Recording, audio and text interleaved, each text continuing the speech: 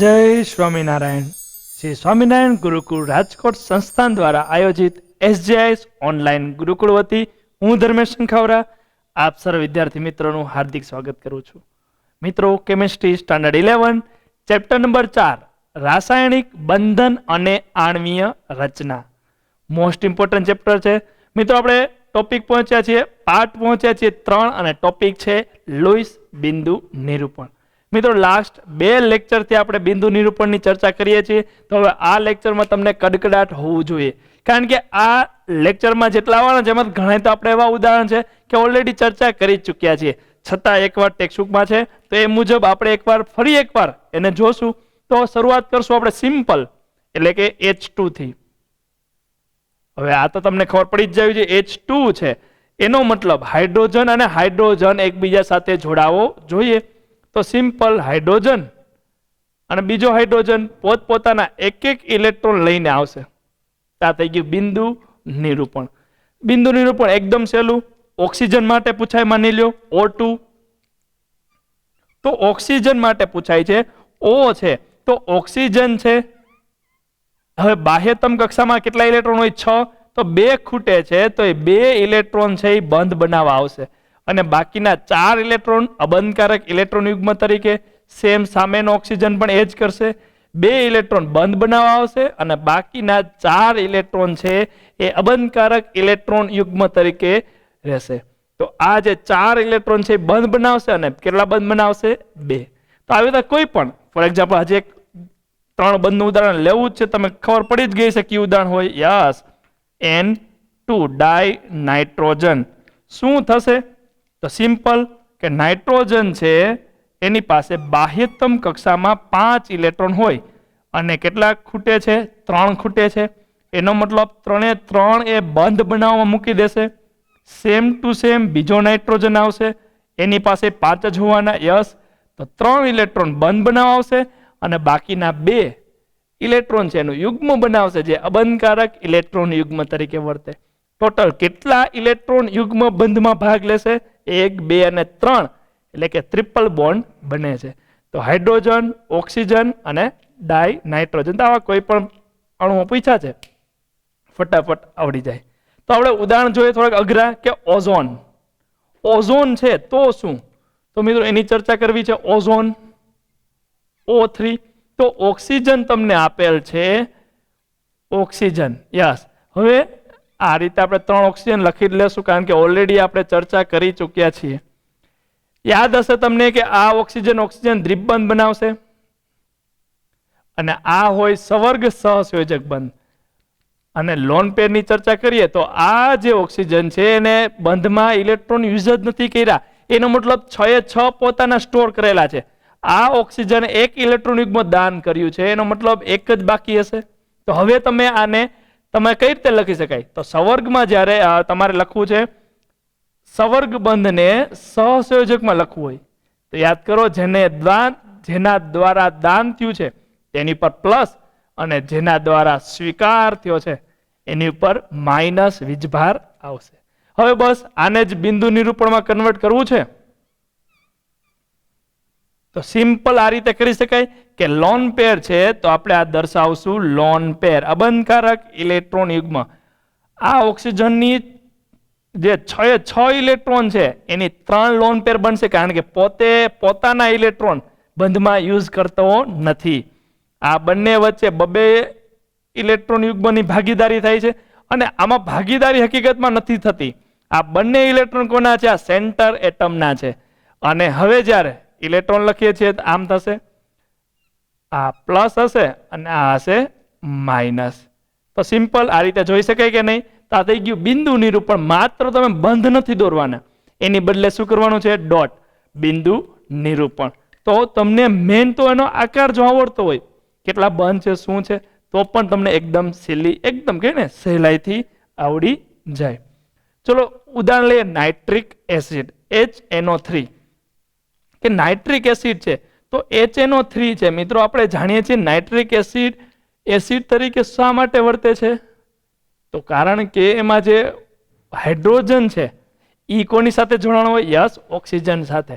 એટલે કે nitrogen O અને એની સાથે હોય હાઇડ્રોજન, આ બાજુ હોય દ્વિબંધથી ઓક્સિજન. જોજો મિત્રો, આ તો HNO2 જ થયું. એનો મતલબ હજી એક ઓક્સિજન જોડવાનો છે.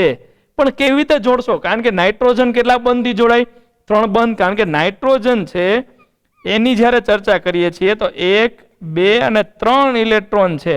બાકી તો લોન પેર હોય જે બંધમાં ભાગ નથી લેતી ને. તો 1, 2 ને 3 બંધ બનવા જોઈએ, બની ગયા છે.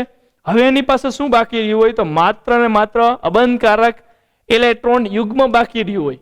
તો હજી તમારે એક ઓક્સિજન જોડવો છે. તો હવે તમને ખબર પડી જ ગઈ હોય કે આ કયો બંધ હોવો જોઈએ? ફરજિયાત સવર્ગ સહસંયોજક બંધ જ હશે. તો મિત્રો આ રીતે વિચારવાનું છે. એનો મતલબ આ ઓક્સિજને કેટલા ઇલેક્ટ્રોન યુઝ કર્યા હોય? કંઈ નહીં. તો બધા ઇલેક્ટ્રોન એમને બાકી બધા પાસે બબ્બે જ હશે ને. લોન પેર બધા પાસે કેટલી ઓક્સિજન પાસે? બબ્બે હોય. નાઇટ્રોજન પાસે એક હોવી જોઈએ, પરંતુ એને દાન કરી છે. હવે સવર્ગને મારે આમ નથી લખવું, સવર્ગને સહસંયોજક તરીકે લખવું છે. તો જેને દાન કર્યું છે, જેના દ્વારા દાન થયું છે એની પર પ્લસ, અને જેના દ્વારા સ્વીકાર થયો છે એની પર માઇનસ લખી શકાય. તો બસ જોવું છે, બિંદુ નિરૂપણ કરવું છે તો N, પછી જ્યાં બંધ છે ત્યાં 2 ઇલેક્ટ્રોન ઓક્સિજન, 2 અબંધકારક ઇલેક્ટ્રોન યુગ્મ, અને પછી પાછો એક બંધ એટલે પાછા 2 ઇલેક્ટ્રોન હાઇડ્રોજન. 2 બંધ છે એનો મતલબ 2 ઇલેક્ટ્રોન યુગ્મ હોવા જોઈએ ઓક્સિજન, અને એની પાસે 2 લોન પેર. અને ફાઇનલી સવર્ગ સહસંયોજક બંધ, પણ આપણે લખ્યો સહસંયોજક તરીકે ઓક્સિજન, અને આ ઓક્સિજન ભાઈને બેઠું મળી ગયું છે. એનો મતલબ એને ક્યાંય ઇલેક્ટ્રોન પોતાના યુઝ નથી કર્યા. એનો મતલબ 6 ઇલેક્ટ્રોનની જોડી બનાવવી પડશે. આ નાઇટ્રોજન પ્લસ અને આ નાઇટ્રોજન માઇનસ તરીકે લખી શકાય. તો આ રીતે અલગ અલગ કેટલાય સંયોજનો છે મિત્રો, અલગ અલગ ઘણા સંયોજનો છે. તમે અલગ અલગ રીતે લખી શકો. માત્ર તમને એનું બંધ કઈ રીતે બને છે એ ચર્ચા કરવાની છે. વન્સ અગેન કહું છું મિત્રો, શું થયું આમાં કે નાઇટ્રોજન સિંગલ બોન્ડથી આ બાજુ જોડાઈ ગયો, આ બાજુ દ્વિબંધથી જોડાઈ જાય છે. ઓકે, 3 બંધ થઈ જાય છે. 3 બંધ થઈ જાય છે તો હવે એને અષ્ટક પૂરું થઈ ગયું હોય ઓલરેડી, તો એને આ બંધ બનાવવાની જરૂર જ નથી. તો એક્સ્ટ્રા બોન્ડ બનાવ્યો છે, એક્સ્ટ્રા બંધ બનાવ્યો છે કે નાઇટ્રોજન ઓક્સિજન અને એની સાથે હાઇડ્રોજન, નાઇટ્રોજન દ્વિબંધ ઓક્સિજન. તમે જ્યારે અષ્ટકની વાત કરો છો તો 2, 2, 4, 2, 6 અને 2, 8 નાઇટ્રોજનનું ઓલરેડી અષ્ટક પૂરું છે. હવે શું થાય છે? તો તમે જાણ્યું એમ કે આ નાઇટ્રોજન છે લોન પેર દાન કરે છે. તો આ રીતે તમારે ખાસ યાદ રાખવાનું છે કે કઈ રીતે. તો આ એક જ અણુને 3 રીતે લખી શકાય. સવર્ગ એને આપણે સહસંયોજકમાં કન્વર્ટ કર્યું, અને પછી એને બિંદુ નિરૂપણમાં રૂપાંતર કરીએ છીએ. તો મિત્રો ત્યારબાદ આપણે જોઈએ કાર્બન સાથે ઓક્સિજન જોડાણો હોય ને કેવી રીતે બંધ બનાવે. For example carbonate. કાર્બોનેટ કોને કહેવાય? તો CO3-2. હવે કાર્બન સાથે કેટલા ઓક્સિજન જોડવાના છે? 3. તો પહેલા તો આપણી રીતે ચર્ચા કરીએ. ચલો, વ્યવસ્થિત ધ્યાન હોવું જોઈએ. કાર્બન છે એની સાથે 3 વાર ઓક્સિજન જોડવાના છે. 1, 2 અને 3. તો એટલીસ્ટ હું શું કરીશ? એક એક બંધ તો આપીશ ને તો જ જોડાશે ને, બાકી તો એ ભાગી જશે ક્યાંક.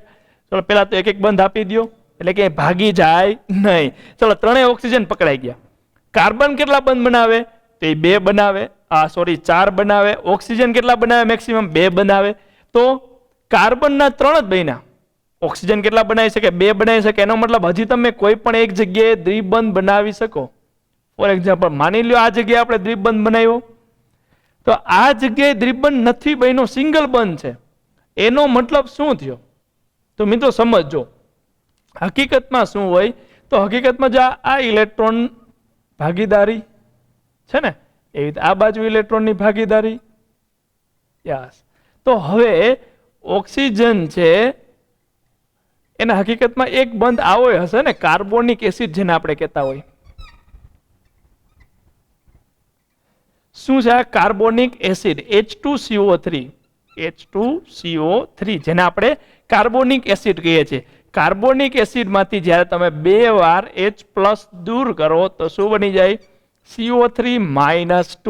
H+ દૂર કરવાનો છે એટલે જો આ ઇલેક્ટ્રોન આમ દર્શાવી શકાય જોજો મિત્રો, સિમ્પલ છે. શું કરવાનું છે? તો આ હાઇડ્રોજનને પ્લસ તરીકે એટલે કે ઇલેક્ટ્રોન લીધા વગરનો કાઢવાનો છે.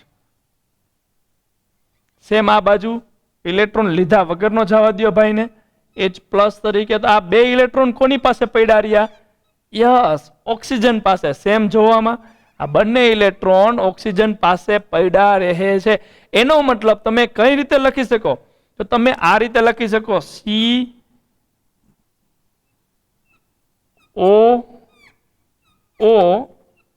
O. ચલો આટલું તો છે જ.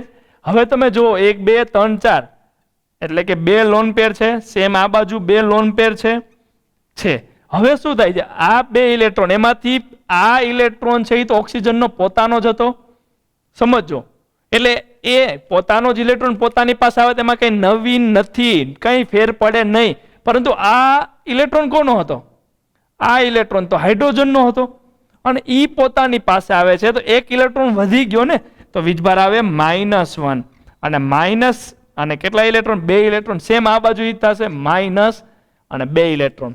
કારણ કે આ 2 ઇલેક્ટ્રોન માઇનસ કોના કારણે થયું? એક ઇલેક્ટ્રોન વધી જાય છે એટલે.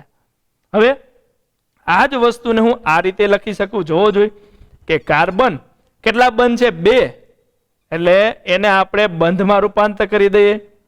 આ ઓક્સિજન 2 બંધ બનાવ્યા હતા, બાકીનું શું હોય? Yes, lone pair. ઓક્સિજન પાસે કેટલી લોન પેર હોય? 2. આ બાજુ એક જ બંધ બને છે, તો એક જ આપણે આ રીતે દોરશું ઓક્સિજન. હવે સમજો, માઇનસ ઉપરાંત ઇલેક્ટ્રોન કેટલા છે? 6 અને લોન પેર ગણીએ તો 3. તો 1 2 અને 3 છે ને.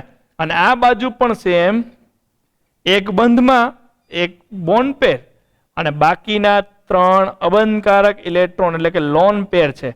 અને વીજભાર ઓવરઓલ શું થયો? -1 વત્તા -1, તો ટોટલ -2 છે. તો તમે આ રીતે લખી શકો કે આમ કર્યું છે એનો મતલબ બ્રેકેટ. આખું શું છે? બ્રેકેટમાં શું વીજભાર છે બહાર? તો બહાર વીજભાર છે -2. સમજાયું કે નહીં? તો આખું સંયોજન છે અને શું વીજભાર છે ઉપર? તો -2 વીજભાર છે. અથવા તો -1 આ રીતે લખો તો બી કંઈ પ્રોબ્લેમ નથી. પરંતુ જનરલી તમને ટોટલ ઓવરઓલ વીજભાર છે હંમેશા બહારની બાજુ આપ્યો હોય. ફોર એક્ઝામ્પલ ઓઝોનની વાત કરીએ તો ઓઝોનમાં તો વીજભાર જ નથી લખતા ને. કારણ શું? કારણ કે +1 વત્તા -1 ઓવરઓલ શું થઈ જાય? 0 થઈ જાય. સેમ નાઇટ્રિક એસિડની ચર્ચા કરો. નાઇટ્રિક એસિડમાં ક્યાં વીજભાર આપણે લખ્યો જ હતો, તેમ છતાં આમાં વીજભાર આવે છે. કારણ કે +1 વત્તા -1 ઓવરઓલ વીજભાર શું થાય? 0 થાય છે. પણ હકીકતમાં અંદર હોય છે, પણ બહાર લખવાની જરૂર હોતી નથી. કારણ કે ઓવરઓલ વીજભાર +1 વત્તા -1 0 થઈ જાય છે, જેને કારણે આપણે એને લખતા નથી. તો છે ને સિમ્પલ.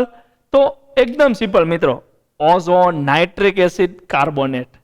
ચલો ત્યારબાદ ચર્ચા કરવી છે કાર્બન મોનોઓક્સાઇડ અને નાઇટ્રોજનના ઓક્સાઇડની. તો મિત્રો ત્યારબાદ આપણે જોઈએ કાર્બન મોનોઓક્સાઇડ. આ બાજુથી લખવાનું ચાલુ કરીએ. ચલો, કાર્બન મોનોઓક્સાઇડ. હવે કાર્બન મોનોઓક્સાઇડ છે તો સિમ્પલ આપણે દેખાય કે ભાઈ આમાં તો સિમ્પલ હોવું જોઈએ, પણ એટલું નથી. કારણ કે કાર્બન અને ઓક્સિજનની જો ચર્ચા કરતા હોય તો કાર્બન છે કેટલા બંધ બનાવે? 4 બંધ બનાવે. અને ઓક્સિજન તો 2 જ બનાવે. એટલે યસ, ચલો 2 બનાવે છે. આ ભાઈને 4 બનાવવા છે એટલે એટલીસ્ટ 2 તો બનાવશે જ. યસ, સમજો હવે. યસ, તો 2 બનાવે તો આની પાસે શું હોય? 2 અબંધકારક ઇલેક્ટ્રોન હોવા જોઈએ. કાર્બનની વાત કરો, 2 બંધ બને છે તો હજી 2 ઇલેક્ટ્રોન બાકી છે, તો એ 2 નું શું બનશે? અબંધકારક ઇલેક્ટ્રોન યુગ્મ. છે ને. તો આવું કંઈક સંયોજન બનવું જોઈએ. પરંતુ મિત્રો આપણે જાણીએ છીએ કે ગમે તેટલી લોન પેર હોય, માત્ર યાદ રાખજો મિત્રો, માત્ર ને માત્ર કોઈ પણ એક જ સક્રિય હોય. તો ફોર એક્ઝામ્પલ નાઇટ્રોજન અને એના સમૂહ પાસે નાઇટ્રોજન, ફોસ્ફરસ, આર્સેનિક બધા પાસે 3 એક બંધકારક ઇલેક્ટ્રોન, એક અબંધકારક ઇલેક્ટ્રોન યુગ્મ છે. તો એક અબંધકારક છે એટલે એમાં કંઈ વિચારવાનું નથી. પરંતુ નાઇટ્રોજનની બાજુમાં ઓક્સિજન પાસે 2, એની બાજુમાં ફ્લોરિન, એની પાસે 3 અબંધકારક ઇલેક્ટ્રોન યુગ્મ હોય. તો એમાંથી સક્રિય કેટલા? તો કોઈ પણ એક જ. એટલે કે ઓક્સિજન પાસે 2 માંથી એક તો બાકી જ રહેવાની હંમેશા. અને ફ્લોરિન, ક્લોરિન, બ્રોમિન, આયોડિન છે તો એમાંથી કોઈ પણ એક જ યુઝ થશે. કઈ રીતે? સવર્ગ સહસંયોજક બંધ બનવામાં. કહું છું મિત્રો, ખાસ ધ્યાન આપજો કે જ્યારે દાન કરવાની વાત આવે છે તો ઘણી વાર થાય ને, ભાઈ આજે એક પૈડી છે દાન કરી દો ને, શું વાંધો છે? તેમ બધું દાન કરાય નહીં. તો એક જ દાન થશે, માત્ર ને માત્ર એક જ લોન પેર છે એ દાન થશે. યાદ રાખજો, ગમે તેટલી હોય. ઓકે, તો એનો મતલબ આ પાસે આની પાસે બે છે, તો યસ એક લોન પેર તો દાન થઈ શકે ને? હા ભાઈ, થાય જ. તો એનો મતલબ આ જે લોન પેર હતી એ દાન થશે અને બંધ બનશે. તો હકીકતમાં આ રીતે બંધ હોય છે. કાર્બન મોનોઓક્સાઇડમાં બંધ જોવા જાવ તો હવે મારે સવર્ગ સહસંયોજક બંધ છે એને સહસંયોજકમાં કન્વર્ટ કરવો છે. તો જેના દ્વારા દાન થયું છે એની પર પ્લસ, જેના દ્વારા સ્વીકારવામાં આવ્યો છે એની પર માઇનસ થાય ને? યસ. અને હવે લુઈસ બિંદુ નિરૂપણ કરવું છે. તો હવે તો મિત્રો આવડી જાય કે નહીં? તો સિમ્પલ, કેટલા બંધ છે? 3 બંધ. તો 3 ઇલેક્ટ્રોન યુગ્મ, એક લોન પેર અને આ બાજુ એક લોન પેર. ઓક્સિજને દાન કર્યા છે અને કાર્બન ભાઈએ મેળવા છે.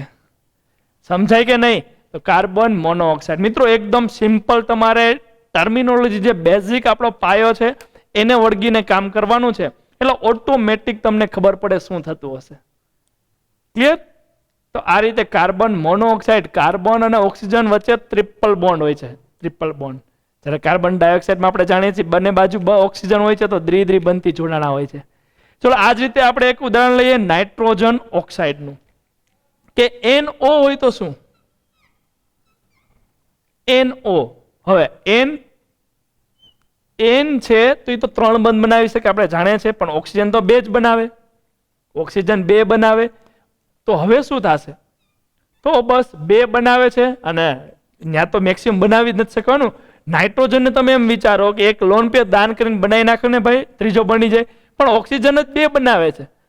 તેનો મતલબ હવે બંધ બનવાના નથી. તો ઓક્સિજન તો લોન પેર 2 છે.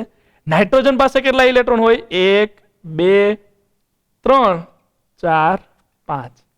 તો હવે એક ઇલેક્ટ્રોન જે બાકી રહે છે બાકી જ રહેશે, એટલે કે મુક્ત મૂલક, એને કહેવાય ફ્રી રેડિકલ.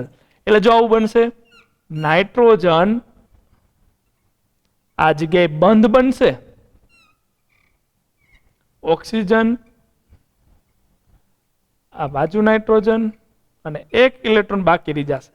તો હવે આ બધાને આપણે એક્સપ્લેન કરવા છે, તો તમે એમ કહી શકો આ શું છે? તો આને કહેશું આપણે લોન પેર, અબંધકારક ઇલેક્ટ્રોન યુગ્મ. અબંધકારક ઇલેક્ટ્રોન યુગ્મ. ઓકે, આ શું છે?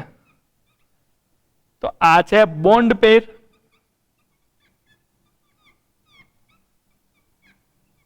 અને ગુજરાતીમાં શું કહેશું? બંધકારક ઇલેક્ટ્રોન યુગ્મ. હવે આ એકલો ઇલેક્ટ્રોન છે તો એને શું કહેવાય? એકલો ઇલેક્ટ્રોન હોય તો એને કહેવાય મુક્ત મૂલક, ફ્રી રેડિકલ. મુક્ત મૂલક.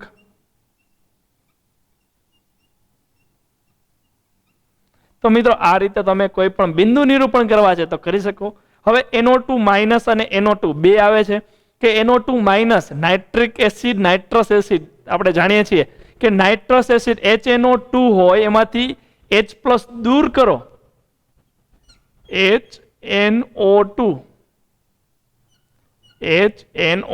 નાઇટ્રસ એસિડ છે એમાંથી એક H+ દૂર કરો એટલે શું બને?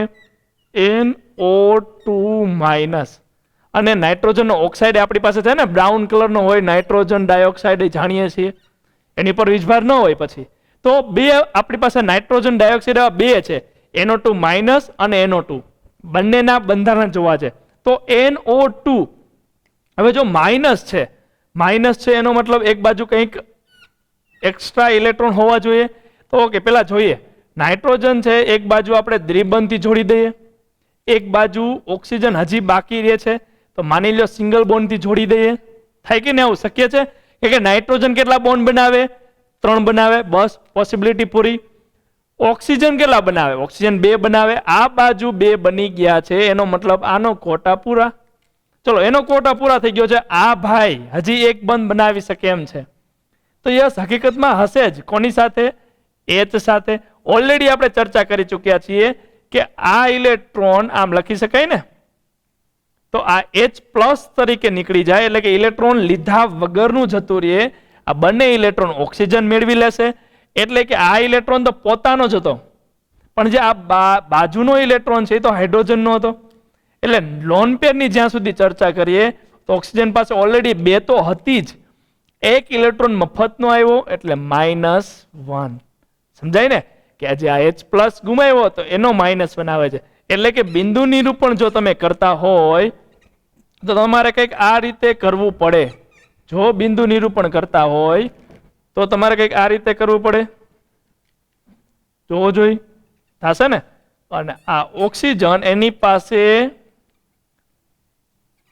ફૂલ લોન પેર અને માઇનસ વીજભાર આ રીતે લખી શકાય. તો બિંદુ નિરૂપણ. હવે NO2, આ NO2 ની ચર્ચા કરીએ. આ બાજુ થોડુંક લખીએ. NO2 વીજભાર નથી. હવે એવો તમારે મેનેજ કરવાનો છે વીજભાર વગરનું. ચાલો જોઈએ. તો આ ઓક્સિજન સાથે થઈ ગયું. હવે આ ઓક્સિજન છે એની ઉપર માઇનસ ન આવવું જોઈએ, મીન્સ એના કા બોન્ડ સંપૂર્ણ બનવા જોઈએ, અથવા બનવાનો છે મીન્સ અષ્ટક પૂરું કરો જોઈએ. ચલો જોઈએ શું કરશો. ચલો આનું અષ્ટક પૂરું. નાઇટ્રોજનની ચર્ચા કરીએ તો નાઇટ્રોજન 2 બંધથી આ બાજુ જોડાઈ ગયું છે. હજી શું હશે? એક અબંધકારક ઇલેક્ટ્રોન યુગ્મ હશે અને એક સિંગલ બોન્ડ હશે. યસ. આ નાઇટ્રોજન પાસે કેટલા ઇલેક્ટ્રોન હોય? 6 ઇલેક્ટ્રોન હોય. અષ્ટક પૂરું કરવા કેટલા જ હોય? 2. તો એની પાસે લોન પેર હોય કે નહીં? તો યસ, લોન પેર દાન કરી દો. એટલે કે એક ઇલેક્ટ્રોન આ લોન પેર દાન થઈ ગઈ ઓક્સિજન ને, આ બાજુ ઓક્સિજન, તો આ મુક્ત મૂલક વધશે. સમજાણું કે નહીં? શું કર્યું એ? તો સિમ્પલ પ્રોસેસ છે મિત્રો, કંઈ અઘરું નથી.